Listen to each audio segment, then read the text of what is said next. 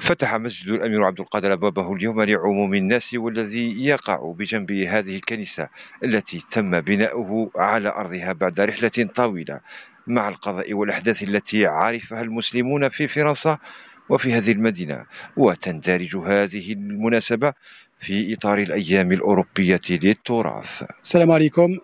Écoutez, cette première journée européenne du patrimoine s'est très bien passée. Nous avons eu quelques visiteurs qui étaient attentifs et qui avaient appelé quelques jours auparavant pour venir visiter la mosquée Émir Abdelkader, deuxième mosquée de France construite après celle de Paris, en tout cas sur le sol de la métropole, et qui a vu des péripéties avant sa construction, puisque nous avons mis 14 années pour ériger cette mosquée après celle construite en 78 et qui était devenue trop petite. Donc de nombreuses questions posées par ces visiteurs, notamment sur l'islam, sur les musulmans et leurs pratiques, et bien sûr par rapport aux clichés qu'ils ont ici et là entendus à travers l'actualité. Donc on peut dire que c'est une première session réussie, de nombreuses questions pertinentes qui ont été posées, notamment sur le nom de l'illustre mosquée, Émir Abdelkader, avec ce trait d'union entre l'Émir Abdelkader et la France, l'histoire coloniale bien sûr, mais aussi la fraternité de l'émir envers les chrétiens, puisqu'il s'est opposé bien sûr au massacre programmé en Syrie à son époque quand il était exilé là-bas. Voilà, un rappel historique, un rappel de cet illustre personnage d'État que fut l'émir Abdelkader et dont la mosquée porte le nom. Enfin, on a fait une visite des lieux en déambulant dans la grande salle de prière, en allant visiter également la salle des ablutions, leur expliquer en quoi le rite musulman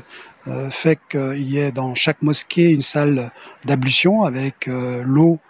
qui doit, purifier le musulman avant son acte de prière, mais aussi dans l'espace de la mosquée des parties fonctionnelles comme les salles de classe pour les enfants et l'éducation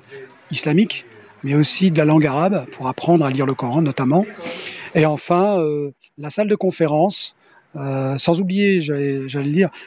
la salle des femmes, puisque nous disposons également d'une salle de femmes, une salle de prière pour femmes, dans cet espace de la mosquée Émir Abdelkader.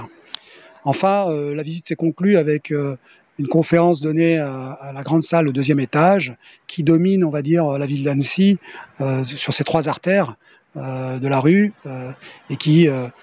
juste à côté de l'église des Fains. Donc un joli panorama pour conclure cette visite des lieux en expliquant les origines de l'islam, ses rites, ses particularités, et puis de répondre aux questions posées par les visiteurs sur ici et là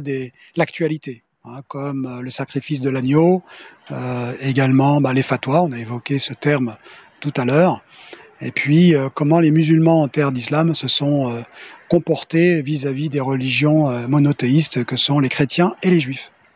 يعد مسجد الأمير عبد القادر نموذجا حيا يقتدى به كشخصية عرفت بالتسامح وإيجاد التوازن بين كل الأديان، حيث قارب بين الجميع رغم اختلافهم،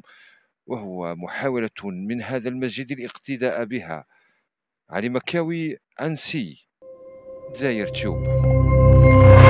دزاير تيوب أول قناة إلكترونية في الجزائر.